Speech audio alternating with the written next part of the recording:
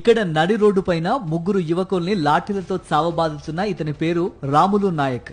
గతంలో ఒంగోలులో ఎస్ఐగా పనిచేసిన సమయంలో భార్యాభర్తల మధ్య వివాదంతో న్యాయం కోసం స్టేషన్ కు వచ్చిన అరుణతో పరిచయం పెంచుకున్నాడు.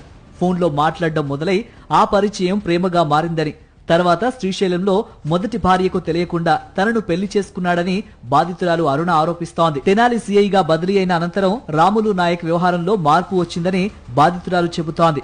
మరో మహిళతో సంబంధం పెట్టుకున్నాడని తెలుసుకుని నిలదీయగా తనను దూరం చేసేందుకు ప్రయత్నించాడని వాపోయింది. అంతేకాదు అక్రమ సెటిల్మెంట్లు, డబ్బుల వసూళ్లకు కూడా తాను వ్యతిరేకించడంతో వేధింపులు మరింత పెరిగాయని ఆరోపిస్తోంది. అయితే ఈ వ్యవహారంపై తెనాలి డీఎస్పీకి ఫిర్యాదు చేయడంతో రాములు నాయక్ ను వీఆర్ కు బదిలీ చేశారు. అయితే వీఆర్ కు వెళ్లిన తర్వాత కూడా వేధింపులు ఆగలేదని బాధితురాలు అరుణ ఆరోపిస్తోంది. 30 లక్షల రూపాయలు ఇస్తానని, తన జీవితంలో నుంచి వెళ్లిపోవాలని ఒత్తిడి చేశాడని, వినకపోతే చంపేస్తానంటూ బెదిరించాడని బాధితురాలు చెబుతోంది. పోలీసు శాఖలో తనకు పలుకుబడి ఉందని, ఎవరూ ఏమీ చేయలేరంటూ హెచ్చరించాడని ఆరోపిస్తోంది.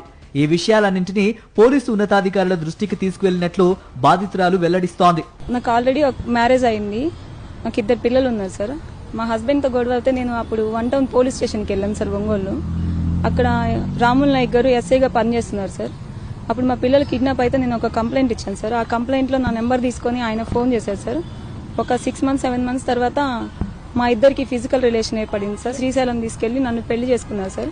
కానీ తెనాలికి వచ్చిన తర్వాత సార్ 2 టౌన్కి ఆయన పైన ఒక పెంట్ హౌస్లో అద్దెకుంటారు సార్. కింద 4th ఫ్లోర్లో ఉన్న ఒక ఆవిడతో అక్రమ సంబంధం పెట్టుకున్నారు సార్. నువ్వు ఇక్కడ వచ్చావు, నా జాబ్ పోతుంది అని ఆమె కాలు పట్టించి సారీ చెప్పించాడు సార్. దాని తర్వాత పైకి తీసుకెళ్ళి నన్ను విపరీతంగా కొట్టాడు సార్. అని ఆయన యూనిఫామ్ వేసుకుని ఆ యూనిఫామ్ ని మిస్యూజ్ చేస్తున్నారు. బాధితురాలి ఫిర్యాదు మేరకు పోలీసులు విచారణ చేపట్టారు. రాములు నాయక్ ను సస్పెండ్ చేశారు. తనకు ఇప్పటికీ ప్రాణహాని ఉందని, పూర్తిస్థాయి రక్షణ కల్పించి తన ఫిర్యాదుపై నిష్పక్షపాత విచారణ జరిపించాలని గుంటూరు జిల్లా ఎస్పీని అరుణ కోరుతోంది. అయితే ఈ ఆరోపణలపై రాములు నాయక్ స్పందన ఇంకా వెలువడాల్సి ఉంది. పోలీసు విచారణలో వాస్తవాలు ఏంటన్నది తేలాల్సి ఉంది.